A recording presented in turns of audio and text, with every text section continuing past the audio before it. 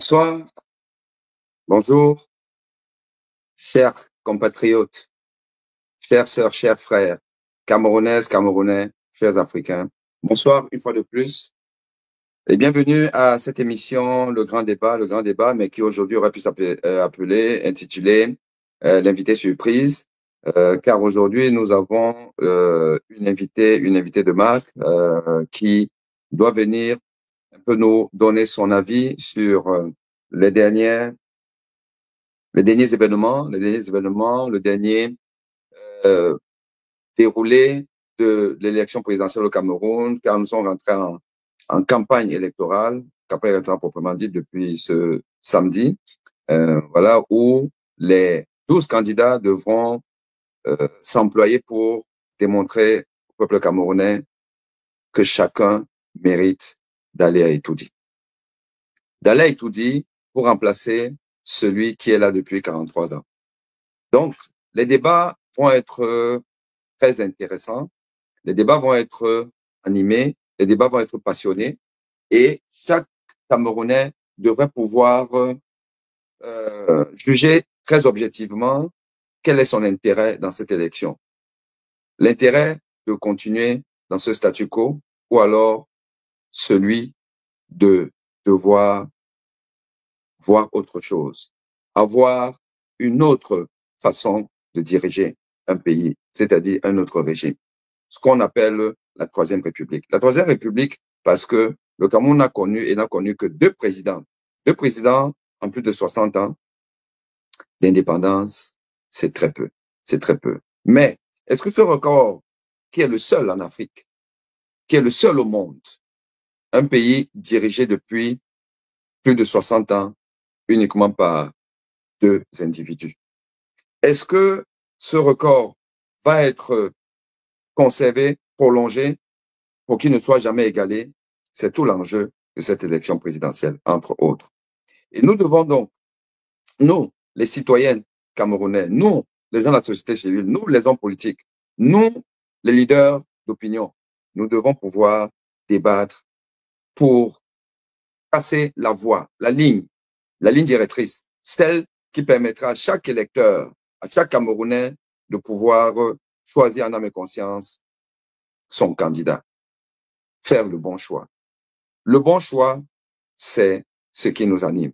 Et c'est pour cette raison que aujourd'hui, de cette émission, nous invitons une invitée de surprise, mais qui a, vous savez, c'est aussi ça les difficultés de notre pays, tous les problèmes du monde à pouvoir se connecter. Mais elle s'y emploie et elle va être des nôtres d'un moment à l'autre.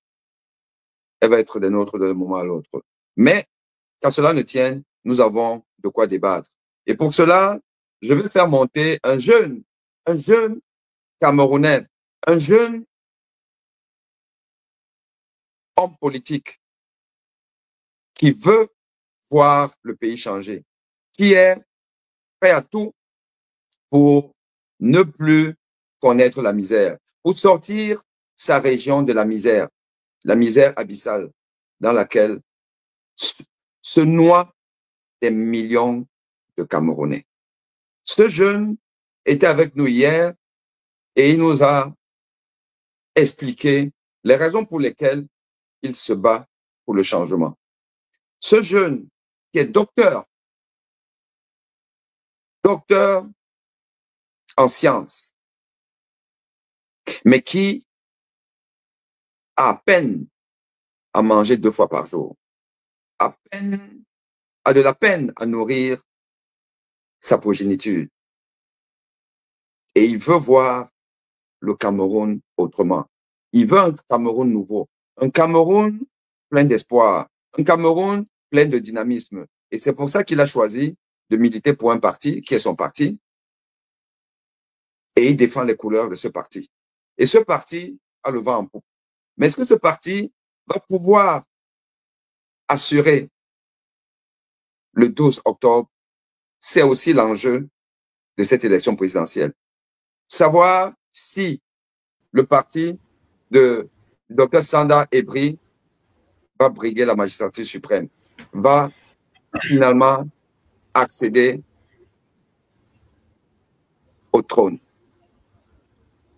Docteur Sanda Ebri est membre du FSNC de M. Issa Thiro Bakari, ex-ministre de M. Paul Biya, qui a décidé de prendre sa liberté et d'aller se confronter à cette épreuve difficile, une épreuve que personne n'a jamais réussi à remporter depuis l'avènement du multipartisme et de l'élection présidentielle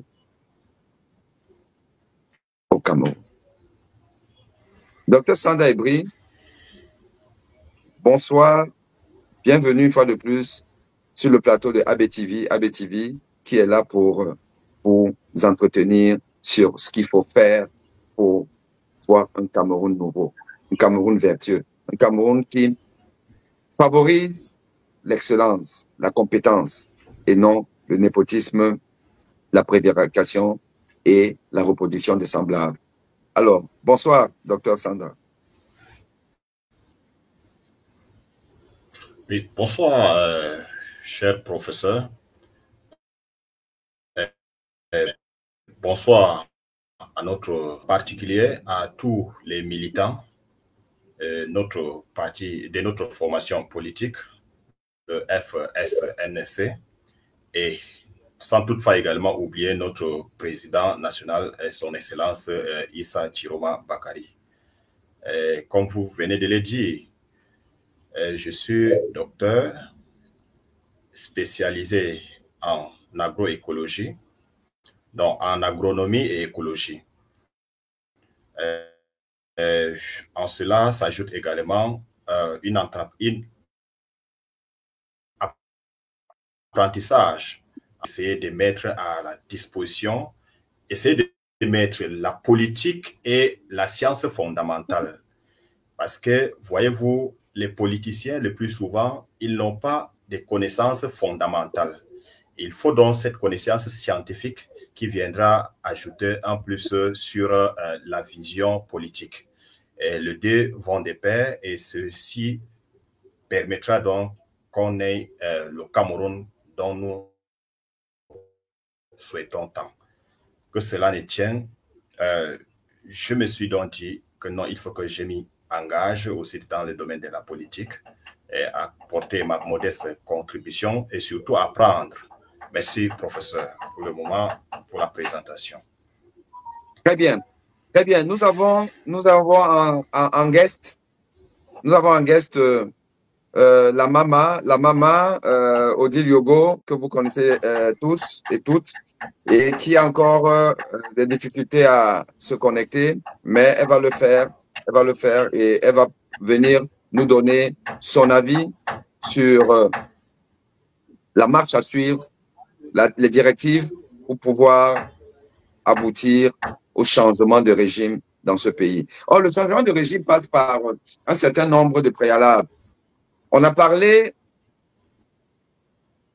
d'une union sacrée, d'une coalition entre candidats, coalition qui n'a pas pu se faire jusque-là et qui certainement ne se fera pas.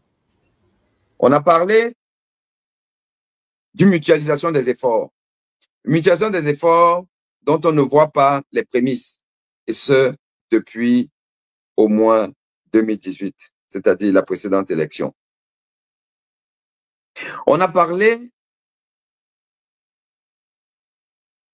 de devoir sécuriser les votes, de devoir avoir des représentants dans tous les bureaux de vote. Et il y en a 3100, si je ne m'abuse. Est-ce qu'on va y arriver? C'est tout le challenge. Quelle est la dynamique des partis de l'opposition? Quels sont les partis d'opposition qui montent en puissance? Quels sont ceux qui sont véritablement pour le changement? Quels sont les partis d'opposition qui sont plus des proposants qu'autre chose, qui roulent pour le système en place? Ça, ce sont des questions qu'il faut se poser et nous avons l'obligation d'en parler, d'en discuter. Nous avons l'obligation d'éduquer les populations à pouvoir comprendre exactement les enjeux de cette élection. Les enjeux de l'élection, c'est quoi? Les enjeux de cette élection, c'est sortir le Cameroun de la misère. Permettre à ce que chaque Camerounais puisse vivre décemment dans ce pays. Éviter le supplice que les Camerounais ont à vivre au quotidien dans des villes qui ressemblent plutôt à des cratères, à des champs de ruines où des bombes sont passées par là. Quand on voit la ville de Douala, quand on voit le réseau routier, quand on voit la circulation, quand on voit la difficulté de partir d'un point à un autre, on doit se poser la question. Comment on en est arrivé à ça? Avec tous ces milliards qui sont brassés au quotidien depuis tant d'années, avec tous ces détournements de fonds faits par des autorités qui n'ont peur de rien.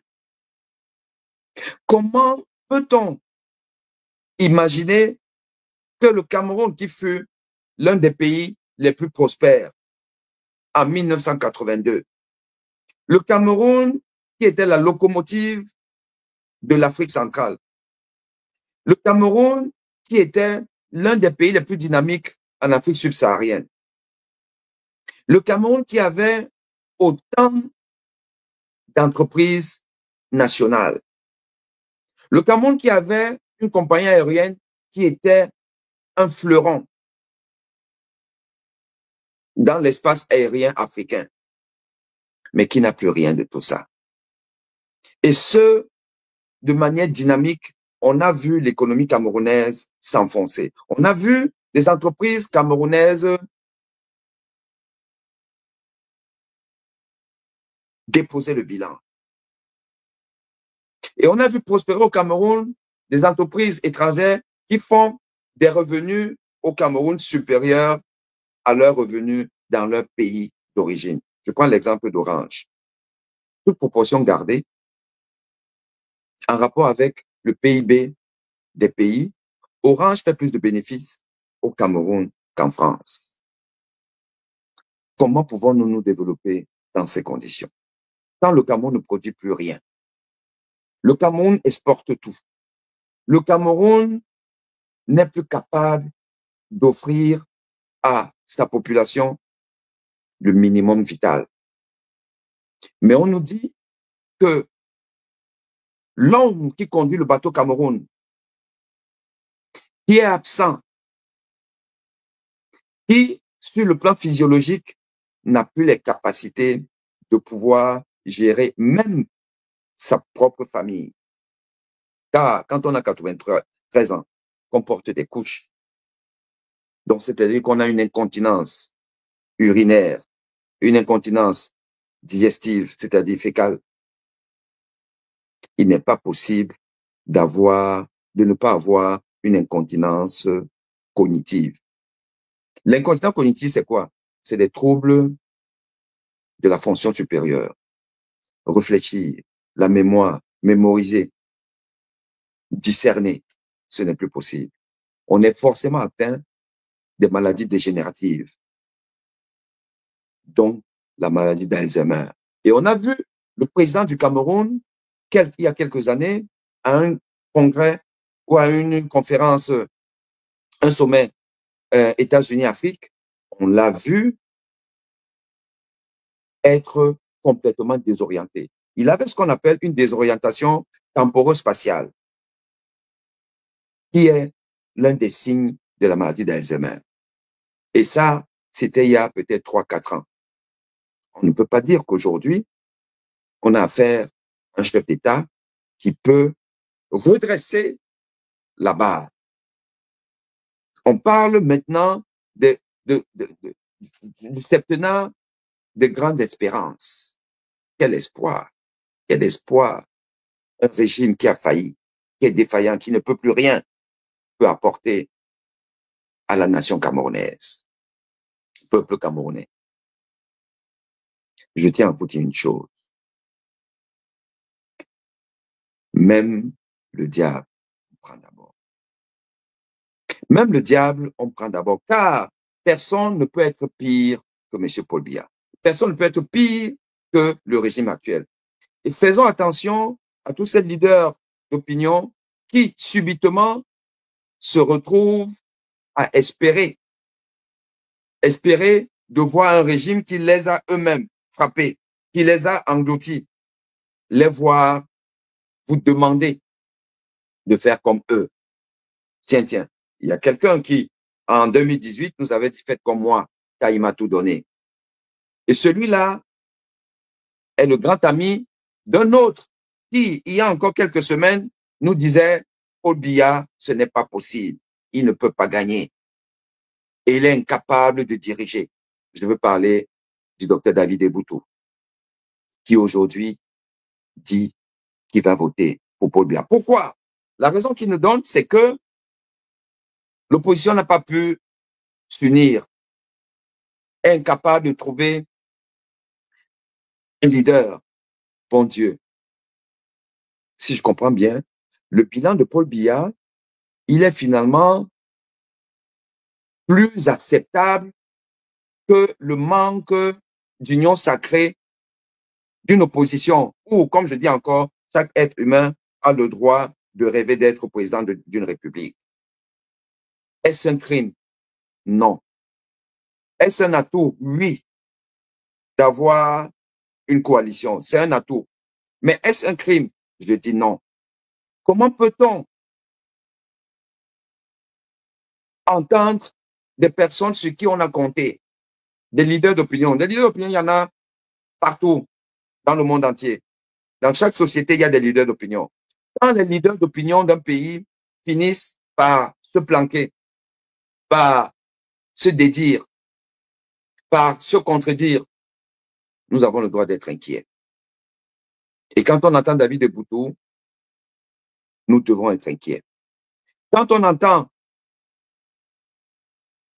une dame qui a connu un drame, Vanessa Tchatchou, qui est aujourd'hui avocate, quand on l'entend, à la limite, faire la promotion de son bourreau, qui est l'État camerounais. Ah oui, si on a volé son enfant, son bébé, c'est l'État qui est responsable. Et l'État, c'est d'abord Paul Biya. Vanessa Tchatchou semble préférer son bourreau, Paul Biya, à quelqu'un qui, oui, a été porte-parole. Oui, a joué un rôle dont on ne peut pas être fier, mais qui était un maillon de la chaîne. Le maillon de la chaîne n'est pas la chaîne, c'est un maillon.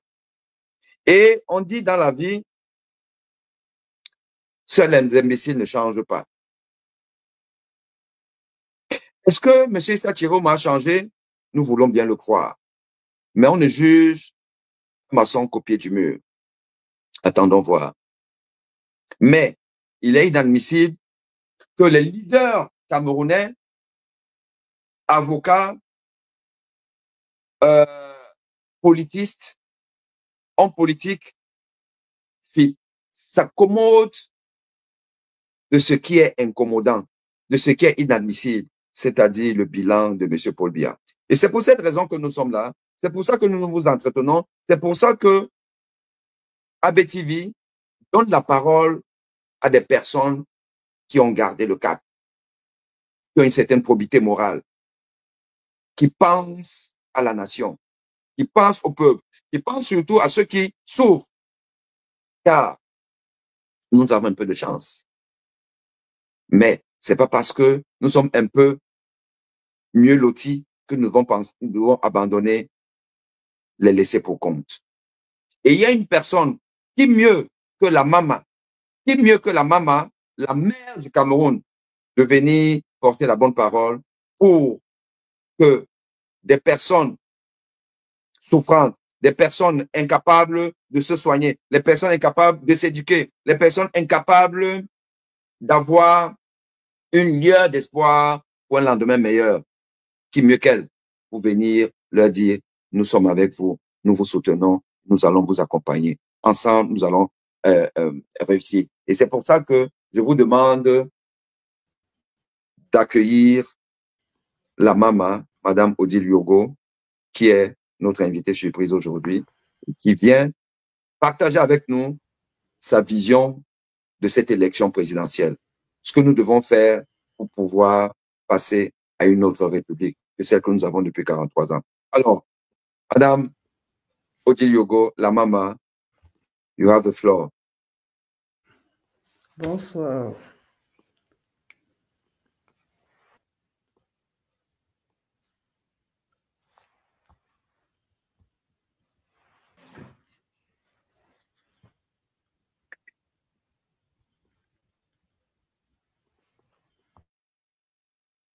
On t'écoute, la maman.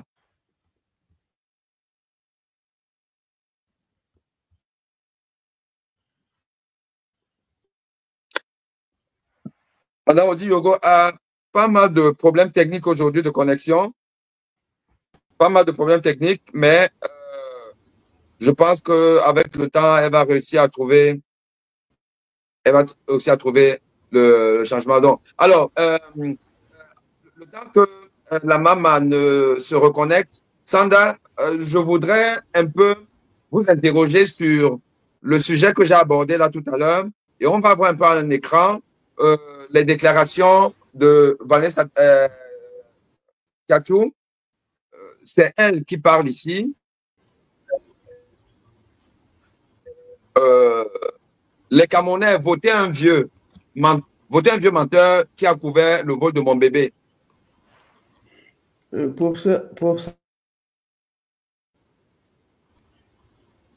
Oui.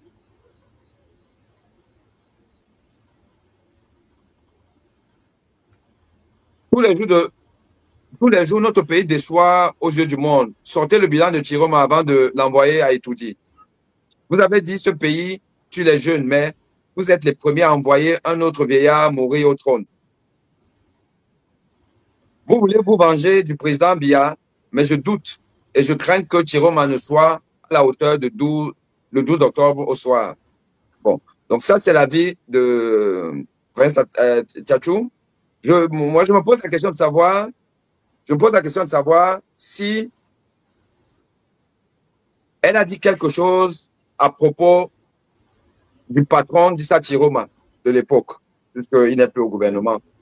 Est-ce qu'elle a dit quelque chose à propos de Paul Biya? Est-ce que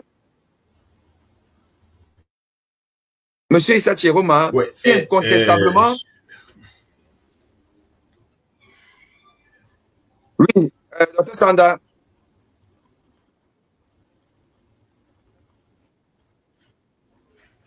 Oui, professeur.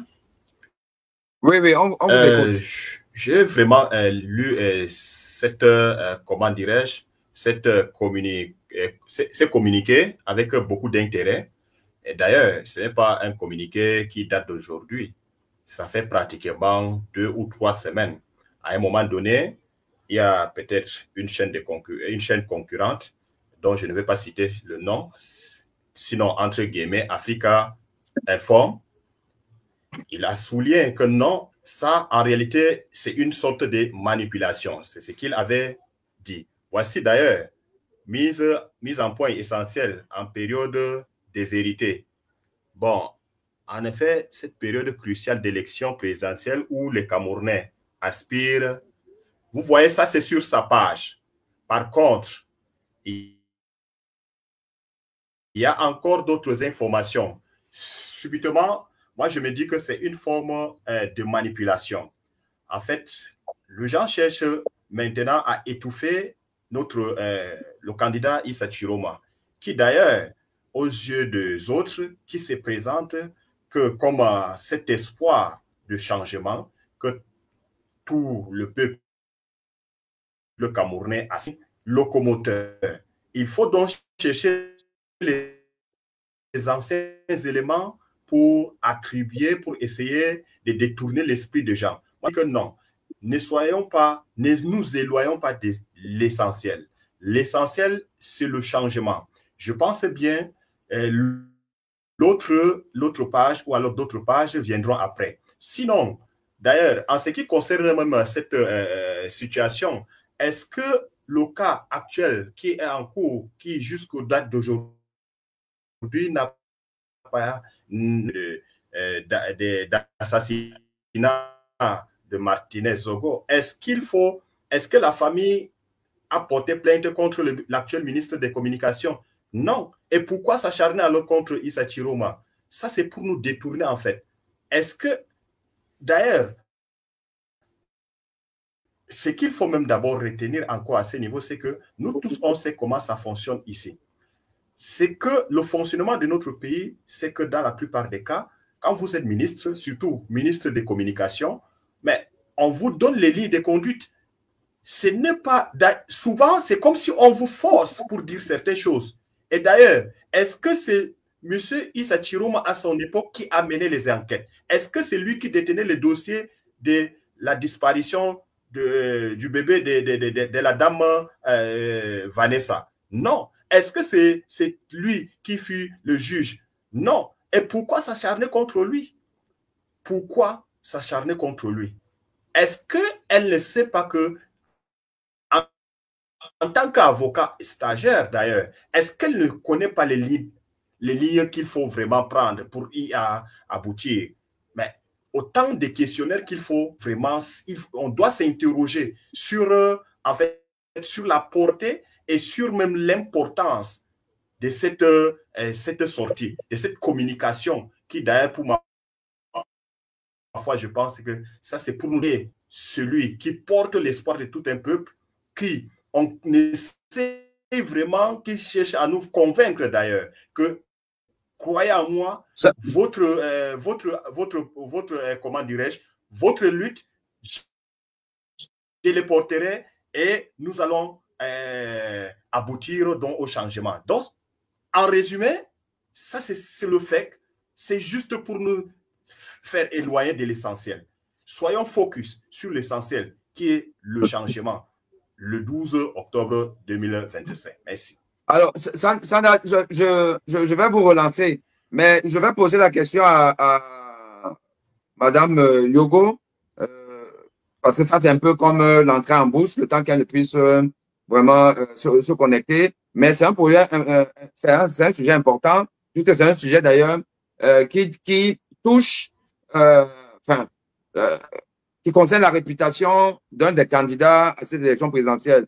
Et aujourd'hui, un candidat, pas des moindres, un candidat qui a quand même une certaine dynamique positive. Mais ce que je voudrais dire, Dr Sanda, je crois que on ne peut pas, et ça c'est important aussi de le signaler, on ne peut pas refuser à cette dame le droit de pleurer. Voilà. Ce qu'elle a vécu, tout simplement inhumain, inadmissible. Ça, il faut d'abord qu'on se le dise. Voilà.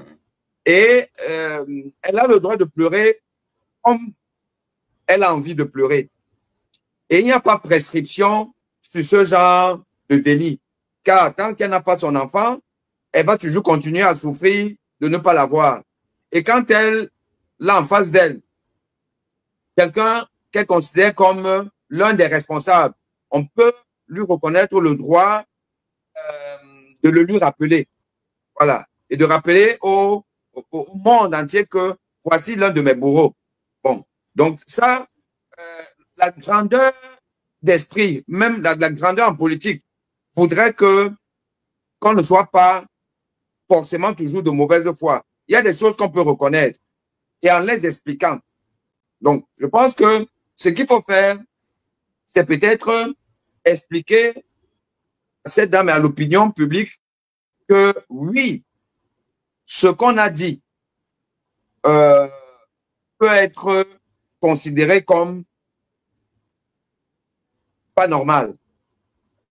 Ce qu'on a dit fait de nous un co-responsable parce qu'il y a une solidarité gouvernementale. Et on avait une position qui est telle que, dans le contexte que nous connaissons, c'était difficile de dire autrement. Mais le dire sans pour autant se dédouaner totalement, parce qu'on ne peut pas se dédouaner dans ce genre de situation. Si on n'est pas d'accord avec quelque chose qui est absolument inadmissible, ben, on a le droit, si de démissionner, hein, on a le droit de dire que franchement, changez-moi de portefeuille et tout. Donc, je pense qu'Issa Chiroma a une part de responsabilité, ne serait-ce que par sa communication, par la communication qu'il a faite. D'autant plus que ben, tous les ministres de la communication ou les porte-paroles ne parlent pas de la même façon, ne disent pas les mêmes mots. Et vous savez quand même qu'il y a un ministre de la porte-parole du gouvernement qu'on appelle René Sadi. Ben, René Sadi, il n'a pas le même style de langage que Issa Chiroma. Il n'a pas le même style de langage que M. Zéro-Mort, Conchou, à son époque. Chacun a son style. Mais donc, dans ton style, tu dois pouvoir assumer aussi les conséquences de la gravité de la posture que tu peux prendre. Bon, maintenant, le problème qu'il faut juste se poser, est-ce que dans le contexte électoral actuel, il n'y a pas une sorte de manipulation, d'influence faite par ce qu'on peut appeler les cabinets noirs, qui poussent certaines personnes qui ont une voix qui porte à dire des choses. Parce que moi, je me serais attendu que Vanessa Tchatchou mette au minimum dans le même panier tout le gouvernement auquel appartenait Issa Chiroma. Donc, le chef de l'État, donc le RDPC, et dit ne votez personne de ceux qui sont responsables de mon drame. Donc, c'est-à-dire ne votez pas Issa Chiroma, ne votez pas Paul Biya, cherchez quelqu'un d'autre. Si elle avait dit, je pense que ce sera encore plus logique. Mais ne parlez que d'Issa Chiroma, en sachant que Issa Chiroma, comme tu l'as rappelé, ce n'est pas lui qui a volé le bébé. Ce n'est pas lui qui est la police. Donc, ce n'est pas lui qui a mené les enquêtes. Il n'a fait que rapporter ce qu'on lui a préparé. Voilà. Donc, en ça, je trouve que, oui, on est dans quelque chose qui n'est pas très sain dans sa communication, dans quelque chose qui n'est pas très sain dans l'environnement politique dans lequel nous nous trouvons. Donc, la maman, est-ce que tu auras quelque chose à dire à propos donc des sorties de Vanessa Tchatchou? Et la dernière là que j'ai pu montrer date du 15 septembre. Ce n'est pas loin. Il y a parce que je l'ai pris sur sa page Facebook où elle accuse. Oui, on vous attend, maman.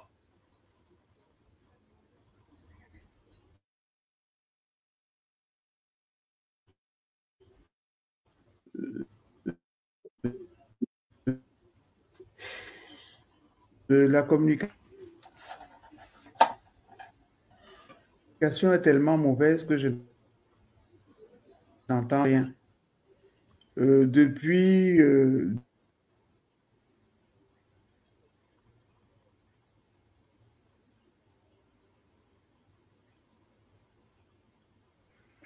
c'est quand même étonnant que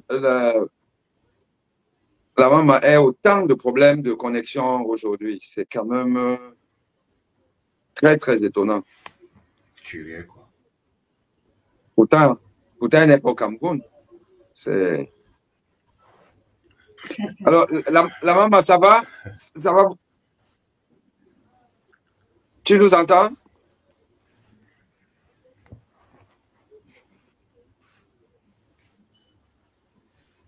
Ok, allez, alors, vas-y.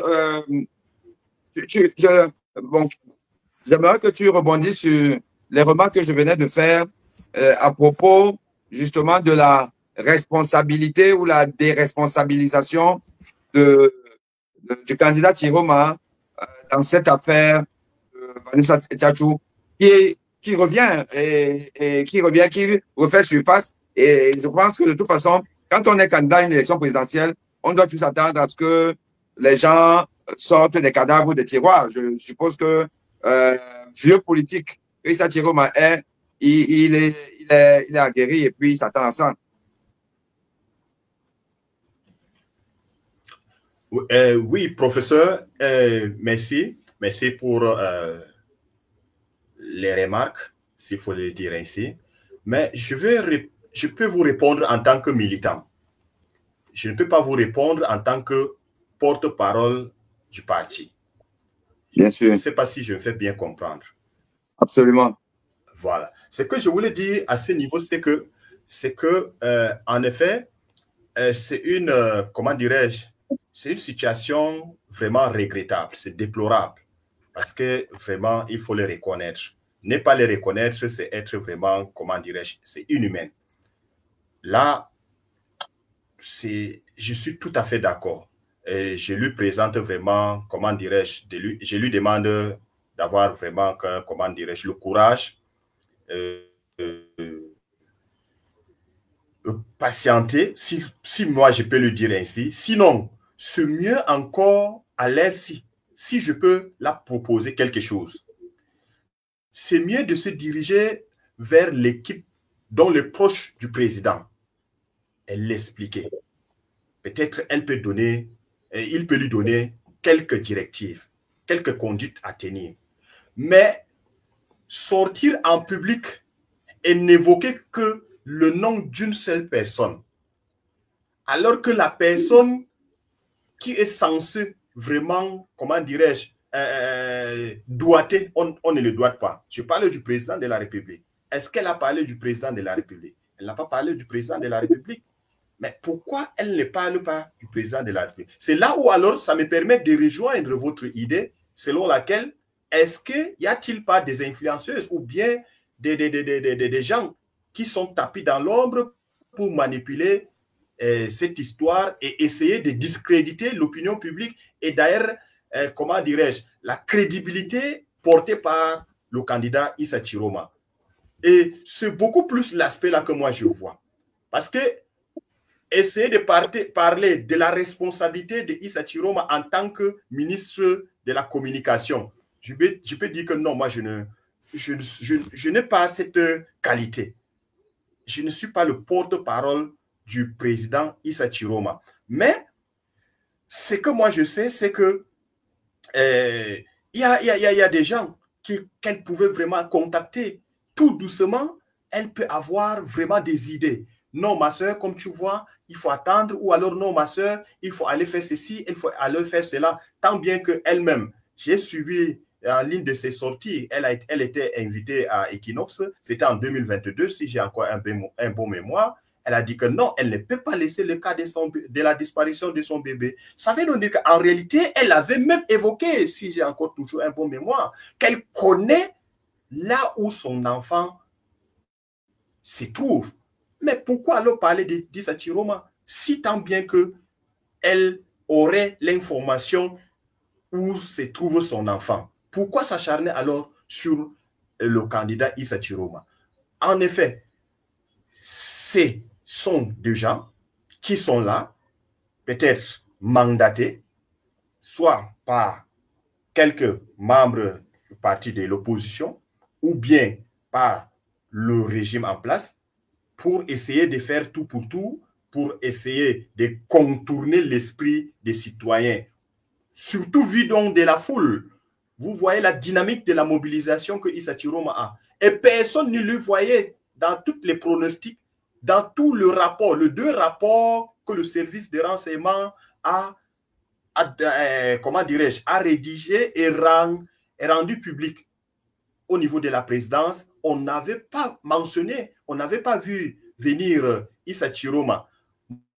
Moi, je me dis donc que c'est tout cet ensemble-là qui fait donc en sorte que maintenant, qu'est-ce qu'il faut? Il faut encore prendre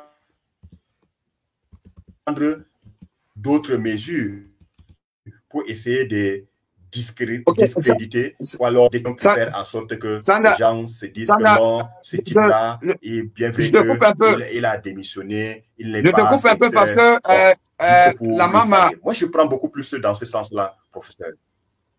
OK. Il faut de temps en temps regarder ma gestuelle, puisque par Internet, ce n'est pas souvent évident. Il faut souvent regarder ma gestuelle quand je veux peut-être reprendre la parole. Donc, la maman, est-ce que ça va maintenant? Vous pouvez parler?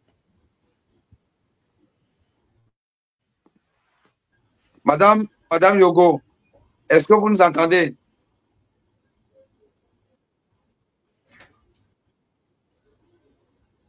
Bon, décidément, aujourd'hui, ça ne va pas se faire. Écoute. Alors, justement, Dr Sanda, dites-moi, vous-même, est-ce que vous êtes surpris par la dynamique de votre parti et de votre leader? Est-ce que quand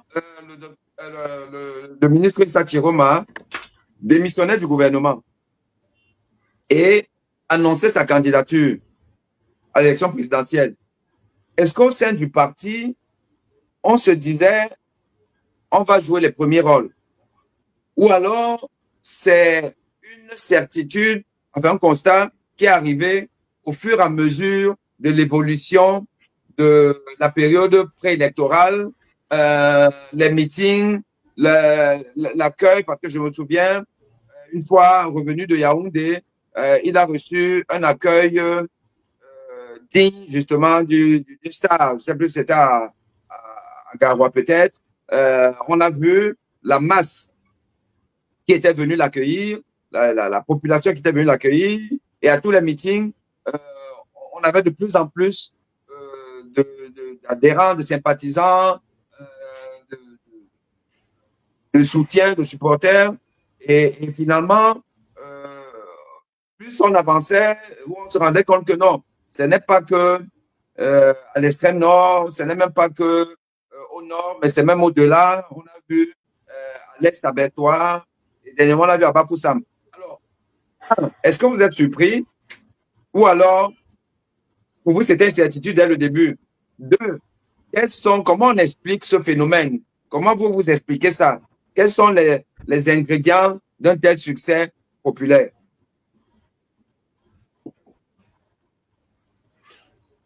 Attendez, professeur, moi je peux vous répondre d'abord, je peux vous répondre en deux volets.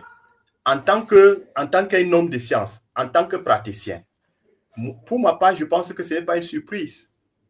C'est une surprise pour les gens qui ne parviennent pas à mener une lecture. La démission de Issa Chiroma n'est pas une surprise. Pour les hommes avertis, depuis le remaniement ministériel de 2020,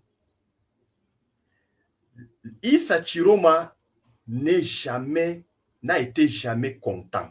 Il n'est jamais content de ses postes ministériels. Personne ne... D'autres ont remarqué ça. D'autres ne l'ont pas remarqué. Alors, ceci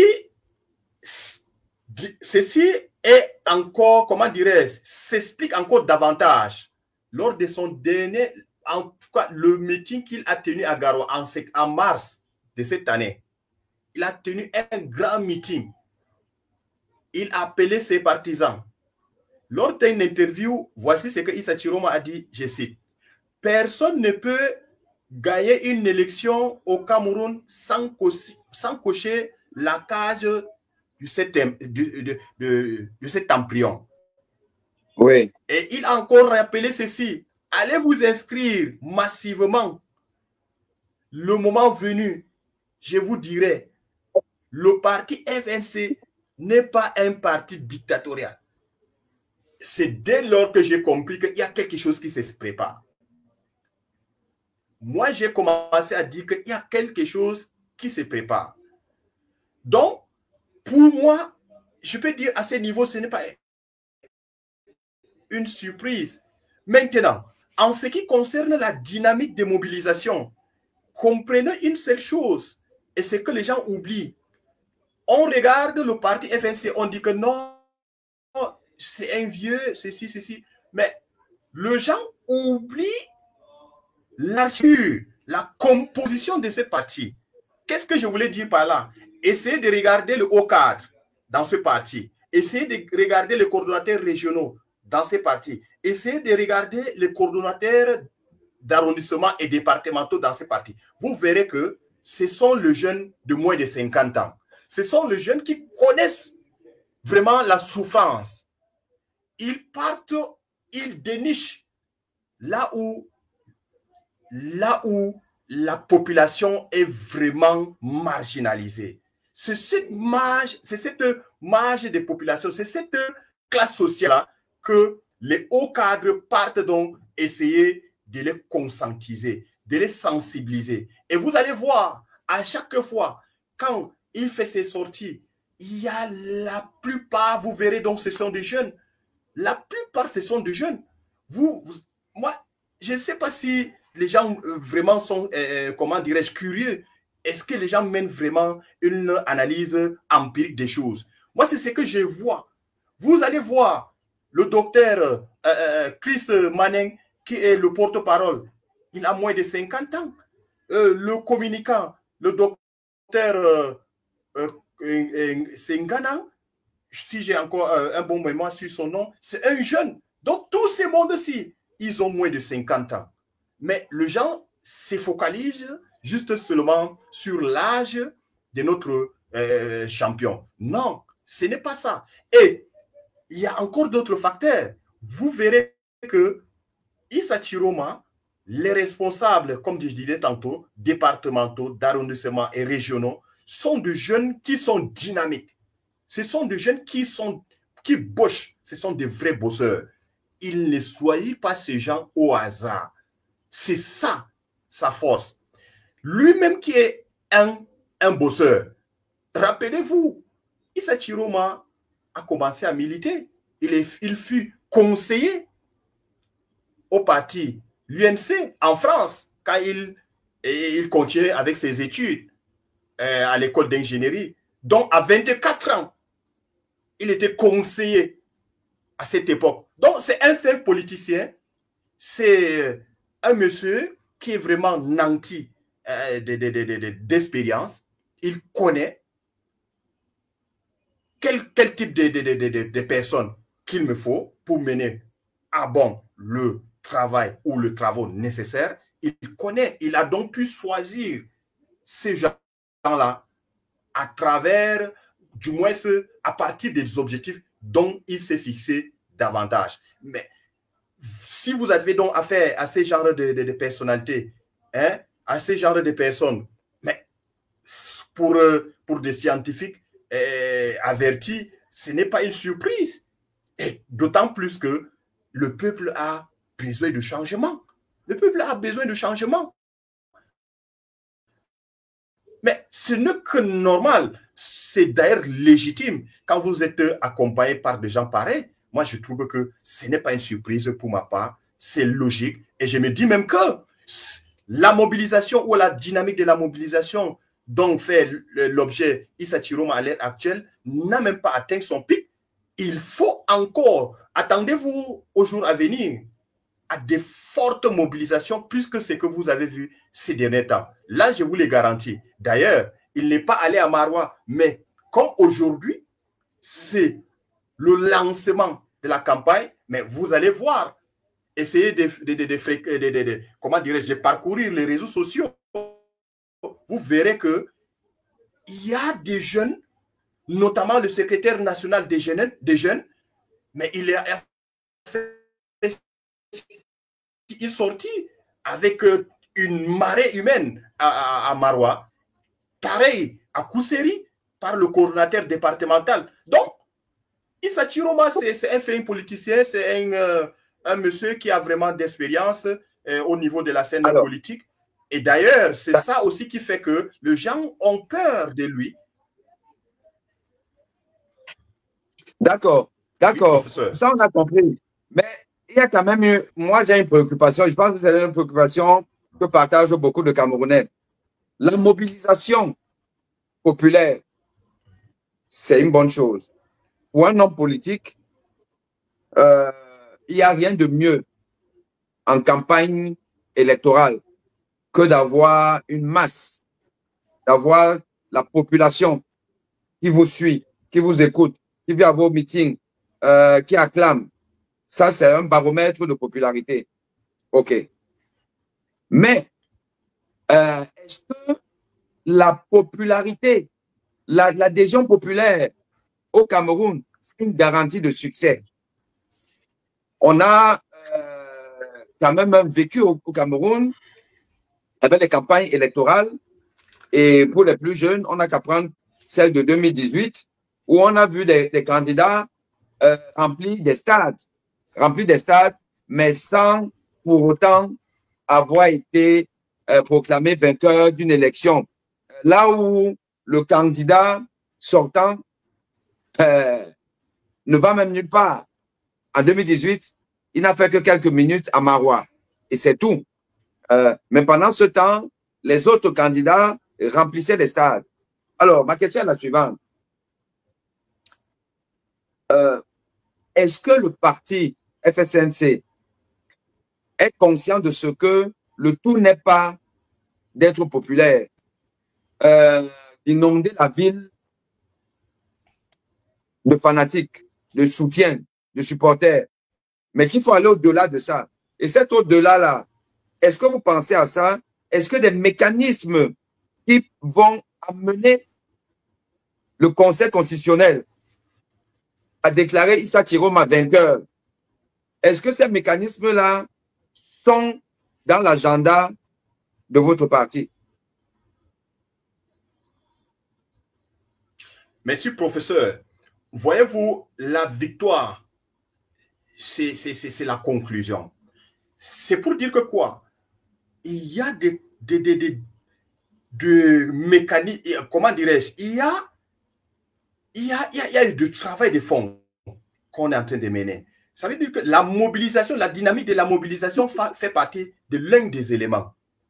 Et après, donc, ces mécanismes, ou alors cette dynamique de mobilisation, il y a également, comment dirais-je, la sensibilisation sur la participation massive aux élections. Et il y a aussi comment dirais-je, la surveillance des voix ou alors des bureaux de vote. Maintenant, ce que je voulais vous dire au niveau de surveillance des bureaux de vote ou alors de nos voix, c'est que, comme je vous disais tantôt hier, on est en train de travailler. D'ailleurs, je peux vous l'avouer actuellement à l'heure où je vous parle. Nous sommes à 15 000 représentants déjà acquis à notre niveau pour le parti. Il y a 15 000 déjà disponibles. Là, sans compter ce que moi je vous ai dit que je suis à 150 hier. N'en comptons pas ça. Parce que on est entré en contact d'ailleurs avec Raman Amadou Baba, que vous connaissez très bien. Figurez-vous, il avait initié, comment dirais-je, un organisme appelé VAR, hein, vérificateur actif des résultats. Les Camerounais se sont inscrits et il a reçu et il a à son actif plus de 10 000. Et c'est plus de 10 000. L'équipe de campagne de notre parti s'est rapprochée vers lui. Et on a déjà eu un terrain d'entente. 10 000 il en est de même aussi. 10 000. Je disais ceci. Il y a 10 000 Camerounais qui se sont inscrits volontairement pour aller se représenter et surveiller les votes. Et on s'est rapproché vers lui. Et il nous a donné l'accord. À lui. Et voici encore avec Maître Ndoki, on est encore en train de parler. Elle peut encore avoir avec lui, elle a aussi, comment dirais-je, un organisme appelé le bâtisseur. Elle peut avoir à son actif des milliers. Il y a une discussion en cours. Je vous disais également ceci, que quand il était à Bafoussam, il est entré en contact avec l'évêque. Mais est-ce qu'on peut vous dévaler tout notre secret, professeur? Mais non. Chacun, le secret reste le secret. Si le secret, on peut donc dévoiler à tout le monde, c'est que ce n'est plus le secret. Et on pense évidemment à ça. C'est comment dirais-je, la faille qui s'est produite en 2018, c'est bien évidemment aucun parti à cette époque n'a tout le PV. Or, pour essayer d'avoir donc des preuves, il faut se représenter, se faire représenter dans tous les bureaux de vote, dans tous les 30 000 bureaux de vote ou 31 000 bureaux de vote environ là. Il faut se faire représenter. Dès lors qu'on a donc tout, comment dirais-je, tous les PV à notre possession, ça constitue une preuve. Donc, c'est ce travail-là qu'on est en train donc de mener maintenant pour qu'on ait donc de preuves suffisamment. Et même les partenaires, quand on va dire que non, si Elecam ne proclame pas le résultat qui sortiront des urnes, non, on dit que non, on a tous les PV, voici, et partout où on ira, on a des preuves. Mais voyez-vous, professeur, si on n'a pas, si on dit que non, on a gagné les élections et qu'on n'a pas tous les PV, mais vous n'avez pas tous les éléments nécessaires pour des arguments.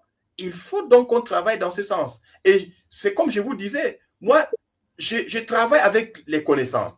Je travaille avec les coordonnateurs. Je travaille avec presque tout le monde. Avec mes frères du village, il y a d'autres même qui me suivent. Moi, je parle à tout le monde. Vous résidez où? Vous me donnez votre position. Est-ce que vous connaissez aussi une autre? Et ainsi de suite, on s'inscrit. C'est comme ça. C'est un travail que moi, j'invite tout Camerounais à porter sa part de contribution. On ne peut pas laisser cette charge à un seul parti, surtout que c'est un parti que, qu'on estime que non, je peux le voter, bon, malgré que, bon, on n'avait pas porté notre choix sur lui, mais le moment, comme, disons, ça constitue donc un plan peut-être C ou D pour d'autres, mais si déjà que c'est déjà une moyenne ou une locomotive d'alternative. Mais il faut qu'on participe et il faut que chacun de nous essaie d'apporter sa contribution. Le moment venu, on aura tous les éléments. Et ça donnera également la force à notre leader de dire que non, de tous les PV que j'ai à ma possession, on a gagné ces élections. Ce n'est pas ce qu'ils ont proclamé. Et là, on aura plus de force. Et si tel n'est pas le cas, moi, je trouve qu'on ne peut pas avoir des forces. On ne peut pas avoir une force pour réclamer que quoi que ce soit. Parce que, figurez-vous, le jour de vote, comment dirais-je, un huissier ne peut pas assister, encore moins au niveau des commissions communales, ni départementales, ni régionales. Donc, c'est dans tous ces démarches-là qu'il y a toujours des fraudes. Mais comment y parvenir? Il faut au moins qu'on ait tout le PV de tous les bureaux et nous-mêmes, nous allons faire notre calcul. Et à partir de notre calcul, c'est là où c'est sur ces PV-là que nous allons donc s'apaisantir. Le PV qu'eux, ils auront peut-être le temps à modifier les jours qui vont se passer avant la proclamation des résultats. Mais nous, nous allons vraiment, on ne peut pas compter ça parce qu'on a tous les PV des bureaux de vote à notre position. Okay. C'est ça donc hier, moi, je disais qu'il faut qu'on prenne un travail sérieux, la mobilisation, d'aller voter massivement. On atteint au moins dans le 80 à 90% des taux de participation. C'est faire représenter dans tous les bureaux de vote. C'est ce mécanisme-là, actuellement, qu'on doit essayer de travailler. Il y a une équipe qui s'occupe des campagnes. Il y a une équipe également qui s'occupe de la sensibilisation, de l'inscription de volontaires pour se faire représenter le moment venu dans les différents bureaux de vote, professeur. D'accord. Alors, on l'a compris, il y a une mobilisation, une sensibilisation pour avoir le maximum d'électeurs ce jour-là dans les bureaux de vote à voter et à surveiller le vote, à contrôler le vote et à collecter, à colliger les résultats à effet de dire demain Elecam, tu nous dis que voici le résultat, mais nous avons nos résultats et qui sont les résultats réels. OK. Mais comme on sait que finalement, comme on a dit, c'est le PV d'Elecam qui compte. Et donc, Elecam, vous pouvez avoir vos résultats à vous. Elecam qui a déjà son résultat arrangé va dire que voici le résultat ici, là. Et ce résultat-là va être validé par le Conseil constitutionnel. Je crois qu'on connaît déjà la mécanique. On sait exactement ce qui va se passer. Mais l'intérêt de l'élection, pour des personnes comme moi, sceptiques, qui ont toujours dit que de toute façon, c'est la guerre économique et la rue, et pas l'élection présidentielle. Mais à la différence de certaines voix, moi, je nuance en me disant que la rue et la guerre économique que moi je prône doivent avoir pour prétexte la fraude électorale. C'est-à-dire qu'il faut qu'on arrive à démontrer qu'il y a eu fraude. On sait qu'il y a déjà commencé à avoir fraude. Depuis le refus de la proclamation de la liste électorale nationale, c'est une fraude.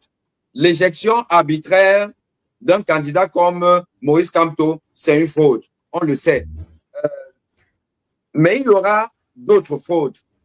Et le 12 octobre, il y aura fraude. On le sait. Mais le fait de mobiliser l'électorat, d'avoir une participation importante, comme tu le dis, au moins 80%, pourquoi même pas être à 90, 99? Mais c'est quand même tous les Camerounais qui souffrent. Voilà, et donc ils doivent aller voter. Donc, cette adhésion va juste être le bon prétexte pour finalement aller réclamer l'invalidation du choix de l'ECAM. Alors, ma question est la suivante. Comment votre parti se prépare et prépare son électorat à ne pas simplement se contenter d'aller voter, mais aussi de défendre le vote. Or, la défense du vote signifie la contestation. Et la contestation, elle est populaire, donc elle est dans la rue.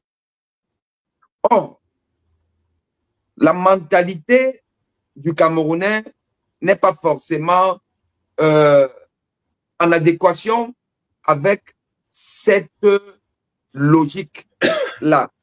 Du moins, la mentalité d'une partie du Cameroun. Ma question est de savoir, est-ce que votre électorat, qui a d'abord quand même son socle granitique dans le Nord, mais une dynamique du Nord qui peut irradier dans tout le pays, est-ce que tu penses que dans vos discussions, dans le porte-à-porte que vous faites, est-ce que vous sentez, est-ce que vous, les leaders de la jeunesse, vous sentez votre peuple vraiment déterminé à aller jusqu'au bout? Est-ce que votre leader est prêt à appeler son électorat à aller jusqu'au bout? Est-ce que cet électorat-là est décidé à aller jusqu'au bout? Professeur, pour répondre à cette question, peut-être il faut que j'essaye de faire, comment dirais-je, il faut qu'on se renseigne sur les différentes sorties de notre leader. Il a rappelé à chaque fois que l'occasion se présente, je représente le peuple. Il a d'abord commencé par dire ceci. Je cite, j'ai écouté, je vous ai écouté, je vous ai écouté, j'ai écouté votre cri, je suis avec vous. Nous allons se battre ensemble. Nous allons nous battre ensemble. C'est ce qu'il a dit. Il a progressé pour dire que, vous voyez, moi, je porte votre espoir. Il a encore progressé pour dire que moi, je vais défendre la victoire du peuple. Si le peuple me donne cette victoire, je défendrai jusqu'à un sacrifice suprême. Donc, c'est pour vous dire, en réalité, ce monsieur ne cesse vraiment de nous convaincre, ne cesse vraiment de convaincre les Camerounais qui veulent vraiment le changement. Parce que tout part d'abord de là. Est-ce qu'on veut le changement? Si vraiment on veut le changement, ce monsieur, quand vous essayez de suivre son discours, il y a des gens, dès sa première déclaration de démission, quand il est arrivé à Garoua, Beaucoup l'ont, comment dirais-je, ont commencé à le, comment on peut encore qualifier ça, à le juger, à le lapider, à le traiter du n'importe quoi. Mais sans vous mentir, j'en connais beaucoup de Camerounais. Ce dernier temps, ils reviennent encore doucement. Ils se disent que vraiment, nous nous sommes trompés. On pense qu'il peut vraiment être une alternative. Il peut vraiment nous permettre pour qu'on essaye de se séparer avec ce pouvoir qui a tant duré, qui a tant vraiment fait du mal aux Camerounais. Mais si vous voyez donc l'évolution de cette dynamique des pensées des Camerounais, l'évolution également de l'adhésion, l'évolution également de la manifestation à Maroua. Donc, le préfet même a fait une sortie. Mais ça nous rassure. Ça nous rassure au point où la sensibilisation est vraiment de taille. La conscience est vraiment de taille. Et la souffrance nous a vraiment unis au point où on a affaire à un seul objectif pour tout le monde, celui donc du changement. Je me dis donc qu'à partir donc de ce constat, mais j'imagine celui donc qui va dire que non, quand le président va dire non, on a gagné cette élection, je me demande qui peut rester à la maison. D'ailleurs, chose que moi je ne souhaite pas, je souhaite vraiment en toute honnêteté que le président du Conseil constitutionnel, ce patriarche-là,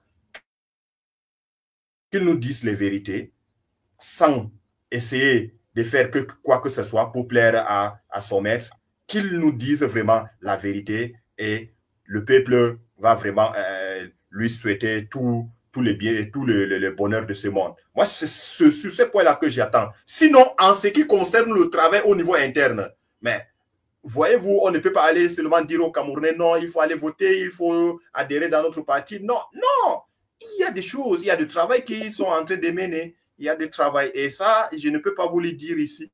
Il y a des choses qu'on dit, qu'on se dit entre nous. Il y a des choses qu'on se dit entre les nouveaux militants et nous, entre les sympathisants et tout ça. Il y a des choses qui sont en train de se faire, qui se disent. Et le moment venu, vous serez notifié. Très bien. Donc, ce qui veut dire que vous êtes quand même conscient et que j'espère que le peuple camerounais tout entier est conscient de ce que cette élection n'est pas une simple élection. C'est une élection de survie d'un peuple. Et déloger l'ordre dominant va forcément demander à aller au-delà de ce qui est normal. Opérer un dépassement de soi, une prise de risque, un courage inouï. Mais en disant toujours une chose, que, en fait, c'est l'homme qui a peur. C'est l'homme qui a peur si l'homme est organisé, si l'homme tient compte d'un phénomène qui est incontournable, qui est indiscutable, qui est trivial aujourd'hui. C'est que la foule est une arme fatale. Professeur, envoyez le lien à maman. La maman demande le lien.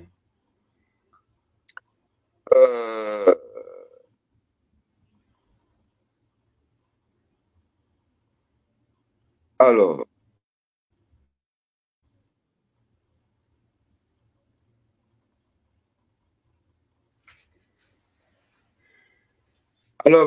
la maman, il y a le lien pour toi, donc essaie de te reconnecter.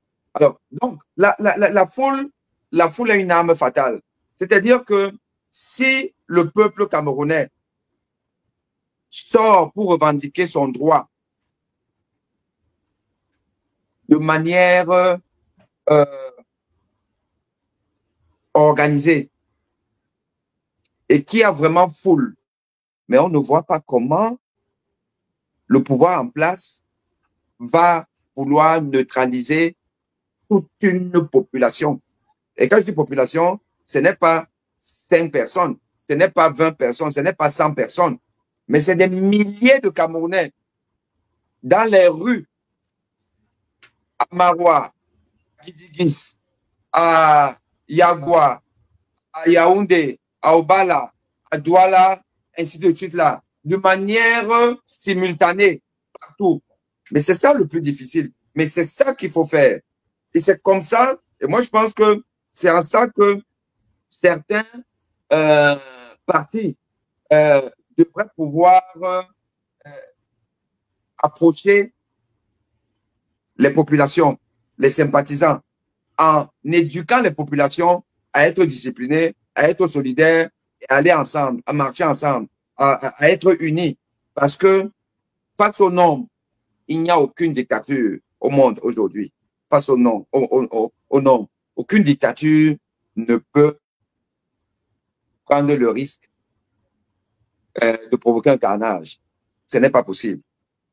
Aucune dictature. Donc, j'ose croire que votre parti pense à ça, s'organise ça, parce qu'on entend quand même votre patron, votre président, dit j'irai jusqu'au bout. Oui, ça, on aime entendre ça. Mais le peuple, effectivement, doit être à la hauteur des ambitions de son leader. Le peuple doit être à la hauteur. Et nous devons tous, donc, travailler, éduquer ce peuple-là pour être à la hauteur de cette espérance. Voilà un peu ce que je voulais dire. Alors, la maman, est-ce que cette fois-ci-là, ça va? Est-ce que vous pouvez, vous nous entendez?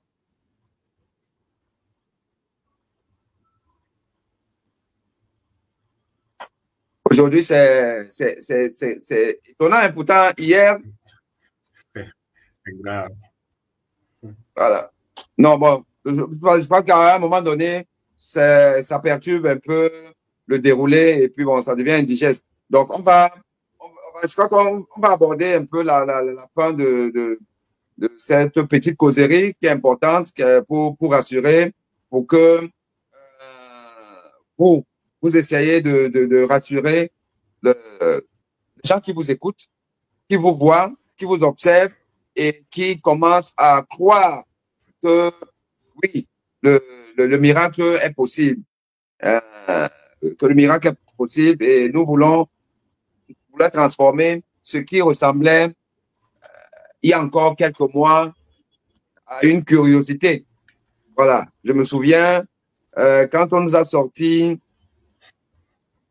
justement le petit discours en, je ne sais pas trop votre langue, là, c'était le Fofouldé, où Issa Chiroma s'agressait justement à ses sympathisants en expliquant que oui, le pouvoir vous a abandonné, oui, on n'a pas fait grand-chose pour vous et que moi, maintenant, je crois qu'il est temps que je me repentisse. Voilà, et c'est comme ça qu'on a pu comprendre qu'il y a une rupture avec le pouvoir et qui va certainement se jeter dans la bataille. Et d'une curiosité, on a aujourd'hui ce qui veut ressembler à une certitude. Et on espère que ce sera une certitude. Et j'ai envie de dire que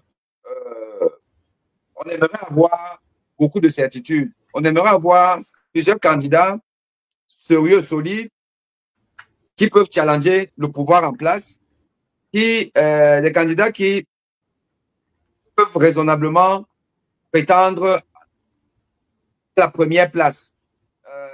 Voilà, pour que finalement le meilleur gagne. Parce que dans une élection normale, on sait que Paul Biya ne peut même pas être cinquième, il peut même pas être sixième.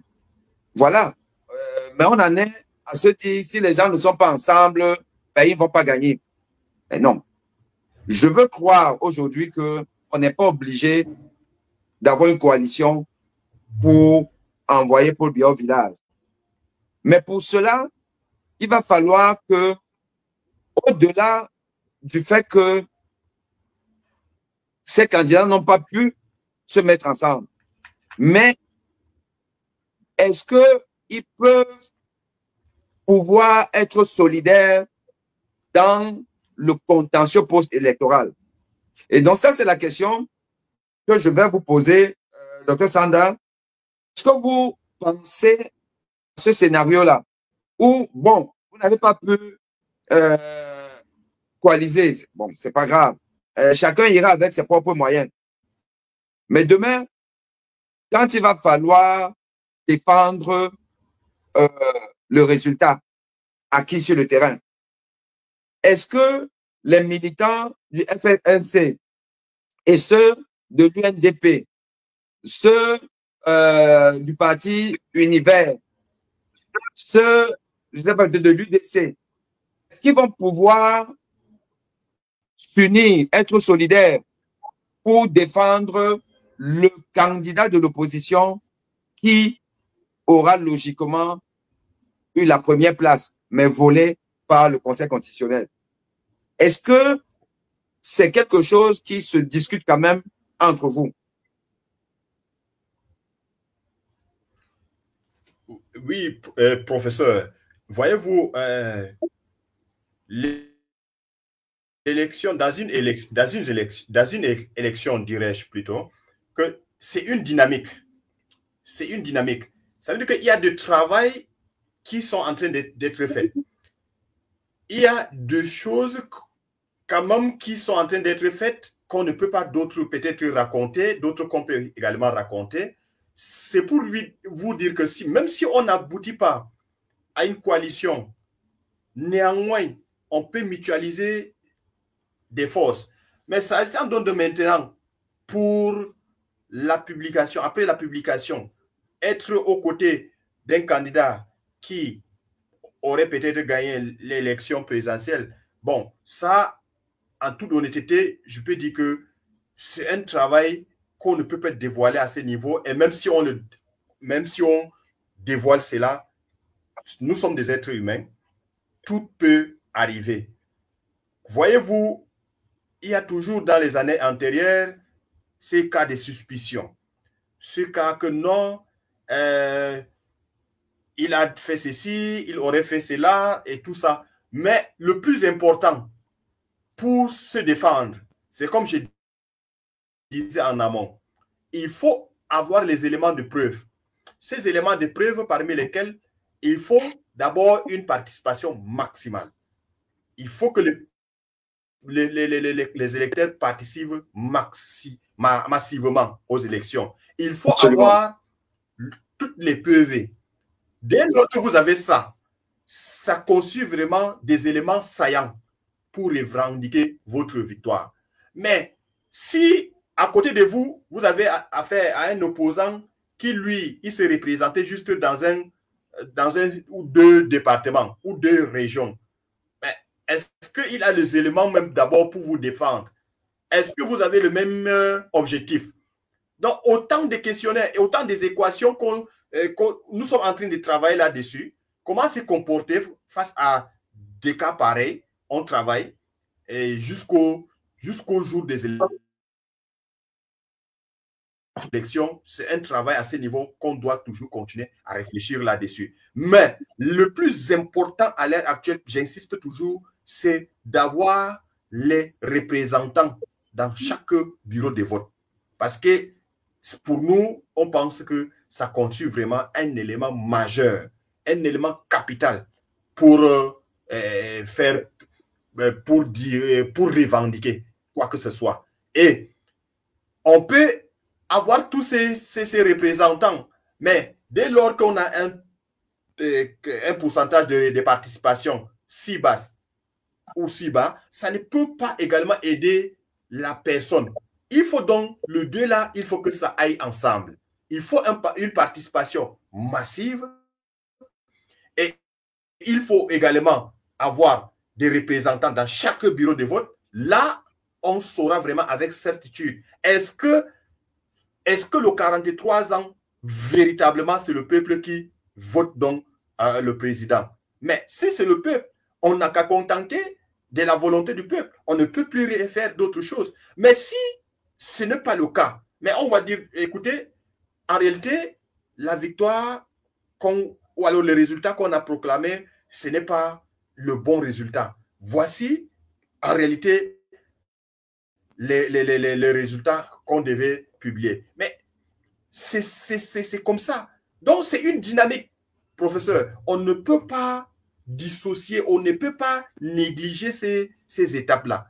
Les deux étapes surtout, à l'heure actuelle, ce sont des étapes vraiment clés.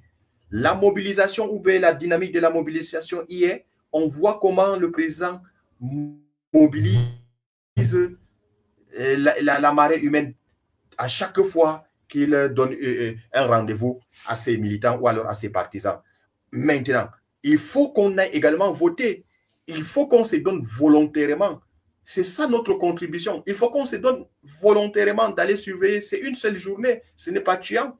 Si une seule journée, on ne peut pas se sacrifier, mais pourquoi alors pleurer qu'on veut le changement? Si on ne peut pas appeler son frère ou bien sa soeur ou bien même sa mère au village, malgré qu'on est en Occident, mais ça ne vaut pas la peine. Il faut que tout le monde s'intéresse. Il faut que tout le monde participe à cette dynamique. Ce sont des étapes très importantes. Je ne cesse vraiment de le rappeler depuis hier. Ce sont des étapes cruciales à l'heure où nous sommes.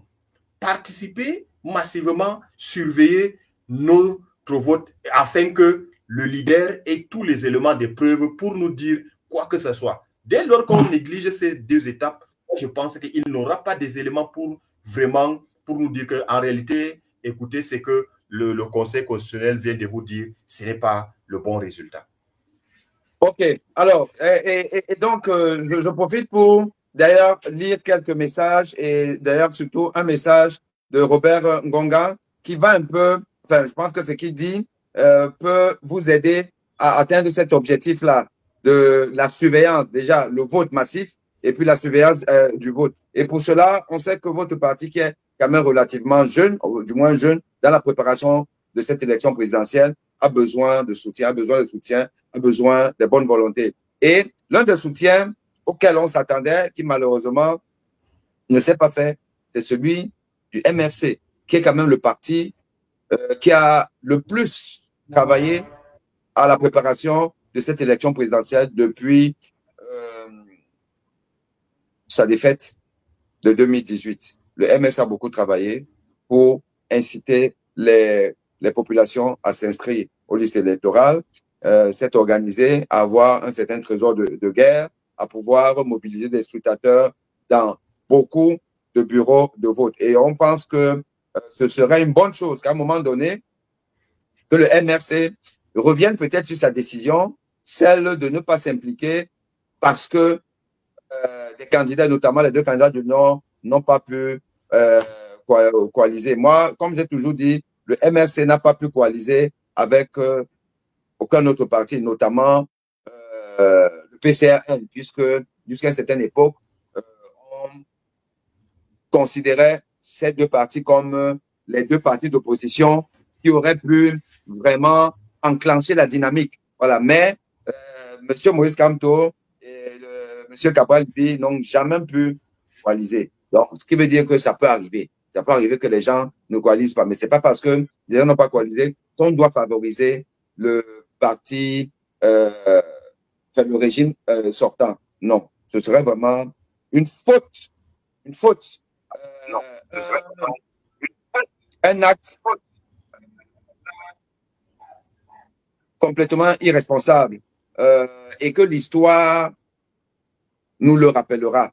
Donc, Robert Ngongang dit, nous espérons que le MRC va se raviser et apporter un soutien actif à Chiroma à travers la mise à disposition des scrutateurs et la logistique nécessaire. L'empreinte des forces de changement devrait être manifeste. La distanciation des uns constitue une pierre d'achoppement. Voilà. Donc, Issa Chiroma ou quelqu'un d'autre, à ce niveau-là, moi, je reste encore un peu dans une certaine neutralité, mais il va falloir qu'on aide l'opposition à gagner cette élection. Et évidemment, à un moment donné, il va falloir que le critère de choix qui est celui du MRC, à savoir, vous coalisez et on vous soutient. Vous ne coalisez pas, nous ne sommes pas là. À un moment donné, il faut dépasser ce critère pour aller vers un critère qui est finalement même le critère le plus dur. C'est quel est le parti qui a la meilleure dynamique? Quel est le candidat qui est le plus fédérateur? Quel est le candidat qui rassure le plus à pouvoir défendre les résultats si les résultats ne sont pas ceux que le peuple pense avoir réalisés? Qui est ce candidat? C'est ça le critère le plus dur. Car en réalité, deux personnes qui sont juste des exfiltrés, ou même, on va dire, des infiltrés, peuvent coaliser et vous allez vers ces personnes-là qui auront finalement formé une coalition. Vous lui donnez tous vos votes. Mais comme le pouvoir va dire que c'est Paul Biya qui a gagné et que cette coalition ne soit pas capable de revendiquer la victoire de l'opposition, vous n'aurez que vos larmes pour pleurer. Donc, la coalition n'est pas en soi, finalement, l'alpha et l'oméga de la lutte pour le changement. Mais c'est plutôt la dynamique réelle lors de la campagne électorale. Donc, à un moment donné, je pense qu'il va falloir que, l'arbitre, celui qui pourrait être un arbitre, oui, de par sa base électorale, son organisation, sa logistique, le MRC, j'ai envie de dire l'APC, devrait pouvoir, à un moment donné, soutenir une candidature, à un moment donné. Et on espère le plus tôt possible. Mais il va aussi falloir que tous les autres candidats qui sont finalement des candidats à faire valoir, qui n'ont pas vraiment de poids et qui savent qu'ils ne peuvent rien, doivent à un moment donné, ne serait-ce symboliquement, aller vers le candidat qui a la dynamique. Même si les bulletins de vote vont rester dans l'isoloir, parce que c'est ce que le parti au pouvoir, M. Atangadji, nous dit. Mais on se souvient qu'en 1900, je crois que c'était peut-être en 97, c'était peut-être Anta Gasagay qui avait désisté, je crois la veille, 92. On avait retiré. 92. Pardon? Pardon? Je pense 92. 92. Ou peut-être en 92. On avait retiré ces bulletins en faveur de Paul Biya. Mais, et c'est ça aussi, ça fait partie des multiples facettes de tricherie du pouvoir. C'est-à-dire que, en fait, c'est eux qui dictent la loi, les règles. Quand ça les arrange, ils enfreignent la loi.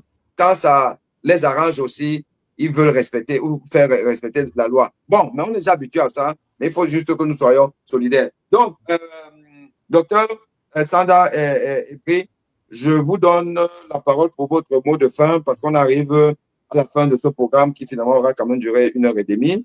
Alors, quels sont vos... Il faut aussi parler de ça. Quels sont vos... Je ne vais pas dire vos peurs, mais vos inquiétudes. Où est-ce que vous aimeriez voir le peuple camerounais être encore davantage au soutien de votre projet? Quelles sont vos poches de satisfaction et quels sont les espoirs pour que demain soit meilleur?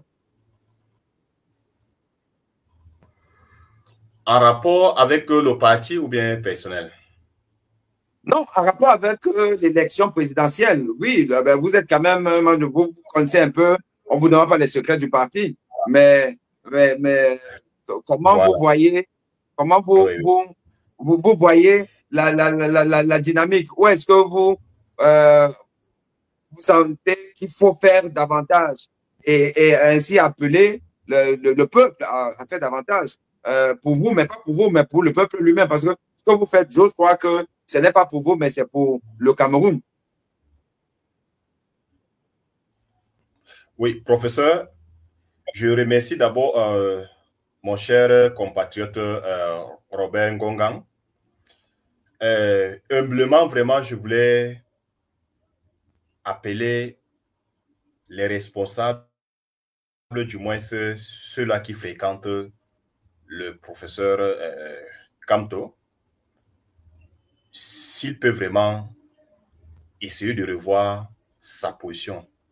Ça pourrait vraiment arranger, ça pourrait vraiment permettre au peuple camerounais d'atteindre l'objectif escompté, qui est celui du changement.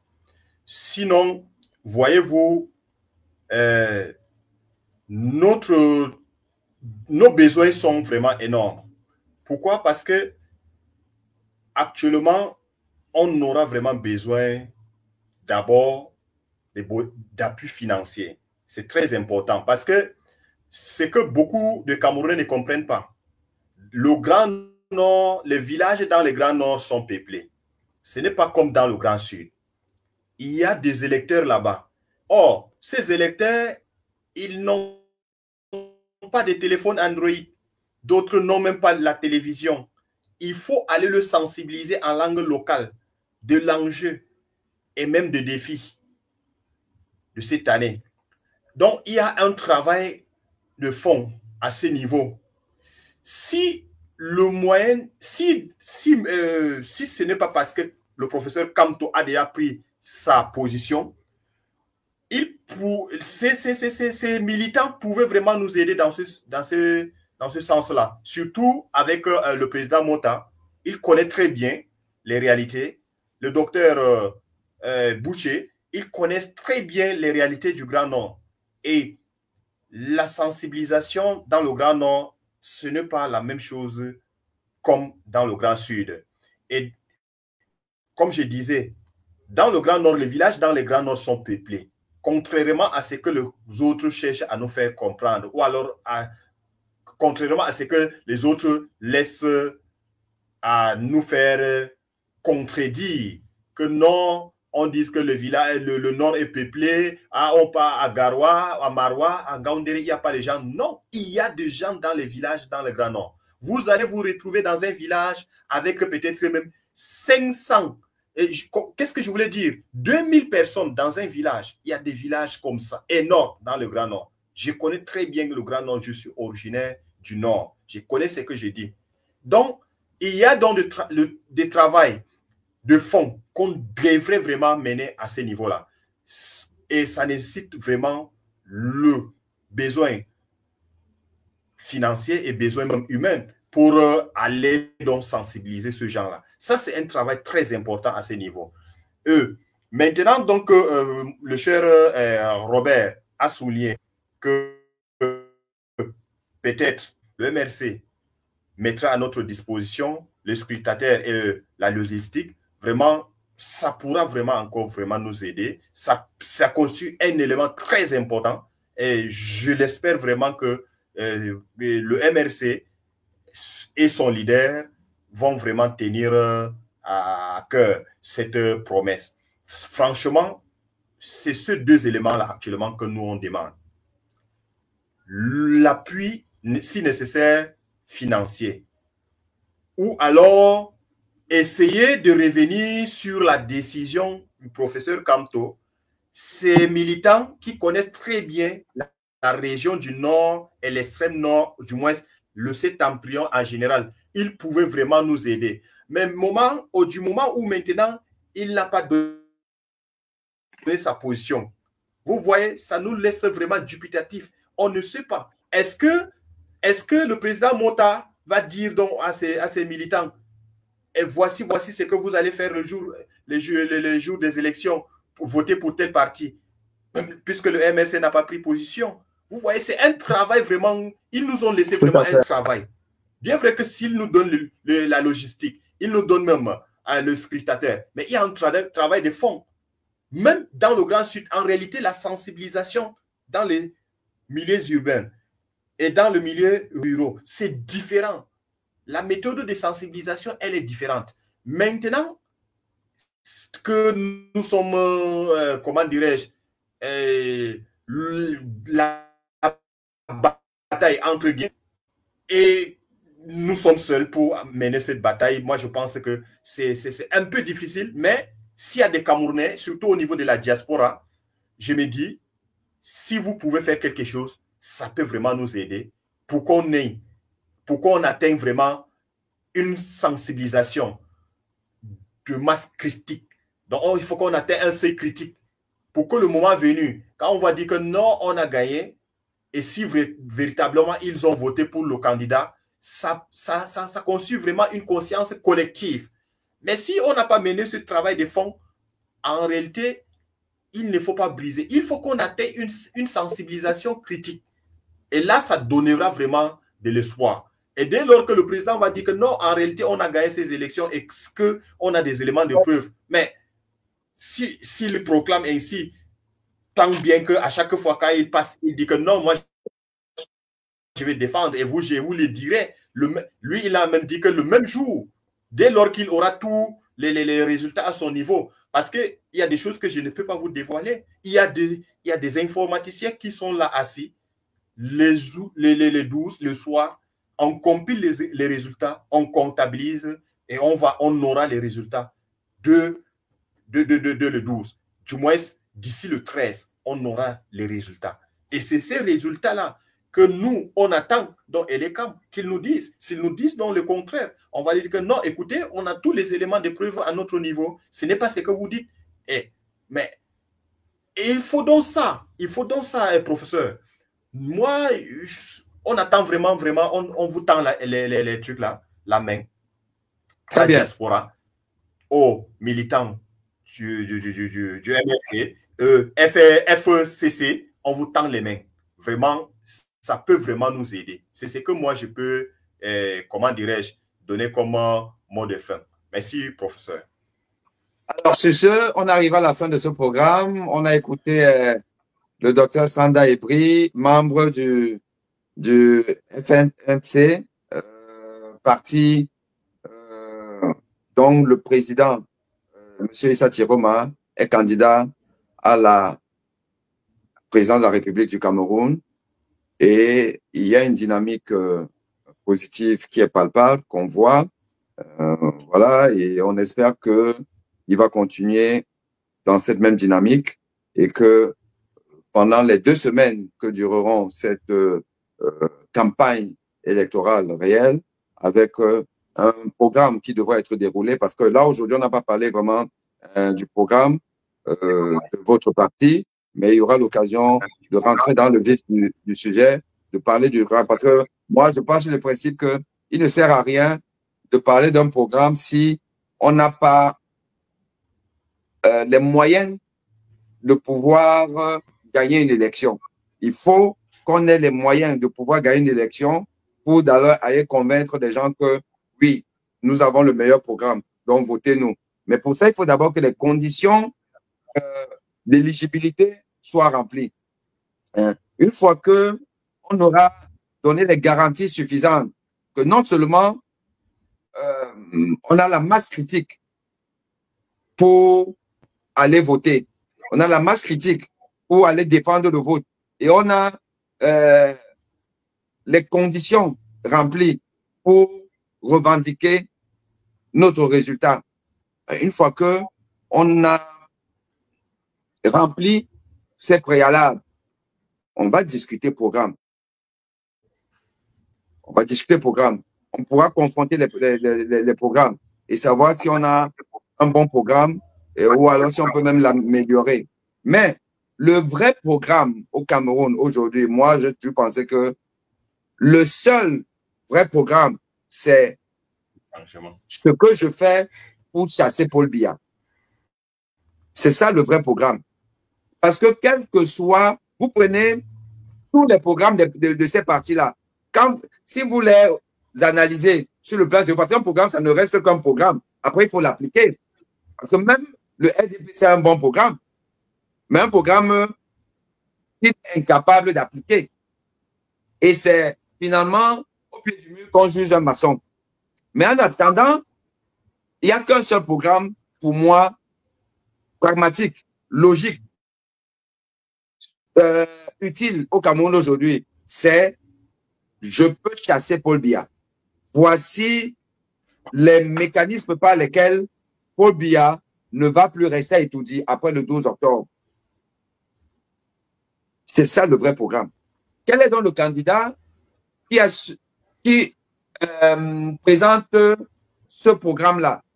celui d'assurer que, un, il a l'électorat.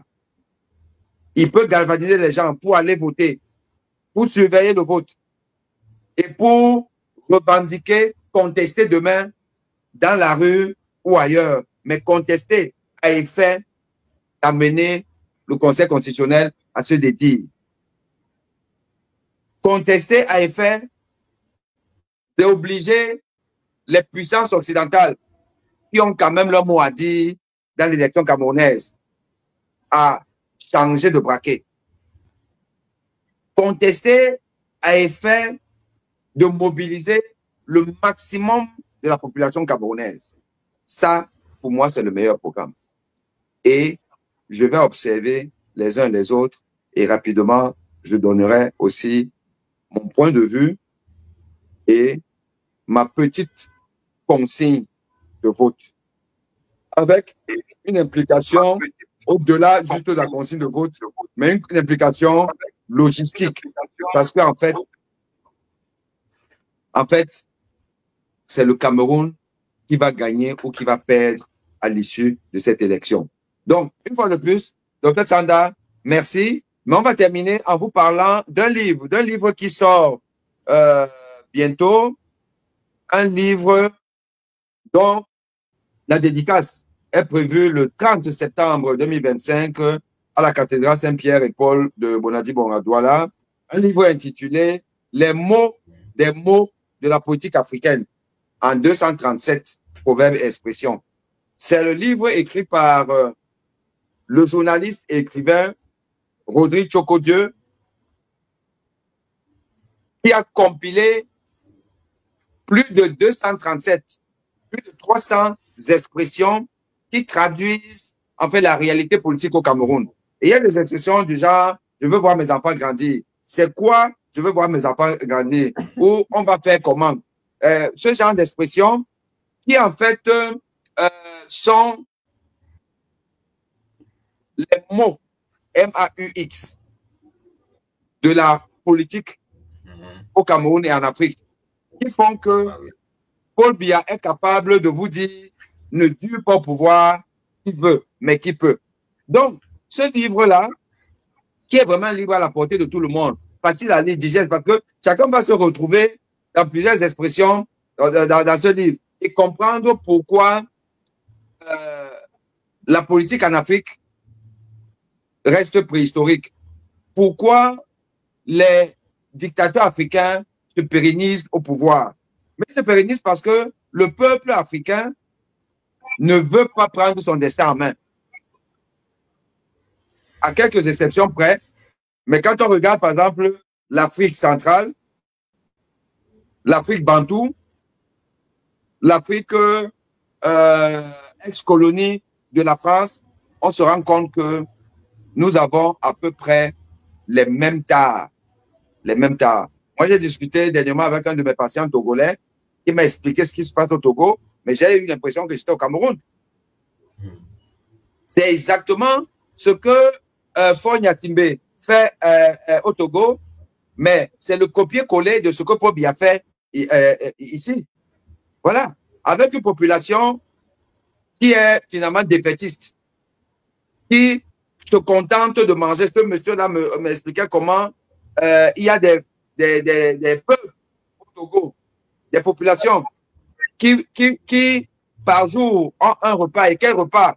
C'est un petit bout de pain avec l'eau pimentée. Et voilà. Et donc, vous retrouvez donc dans ce livre-là la réalité camerounaise. Donc, je vous dis, c'est un livre dont la dédicace est le mardi 30 septembre. L'auteur, c'est Rodrigue Chokodieu. Et puis, la note de lecture sera faite par le professeur Ambroise Buison et Somba. Et le modérateur sera Duval Fangwa de Radio Equinox. Et le responsable éditeur, c'est Dr Walignani Joseph. Et je tiens à vous rappeler que ce livre a été édité. Donc, les éditions de ce livre-là, c'est édition AB. Et derrière AB, c'est Aimé Boni. Donc, je suis un peu aussi dans aujourd'hui la promotion du livre, de la lecture au Cameroun, en Afrique, multitâche, parce qu'il faut faire avancer l'éducation. Et voilà. Donc, j'encourage les gens. Bientôt, ce livre sera sur Amazon. Les gens pourront l'acheter via Amazon et autres. Et donc, voilà, ça fait partie de nos combats pour le changement positif au Cameroun et en Afrique. Je vous dis une fois de plus, merci d'avoir été là. Merci à tout le monde. Et on va te dire à très bientôt.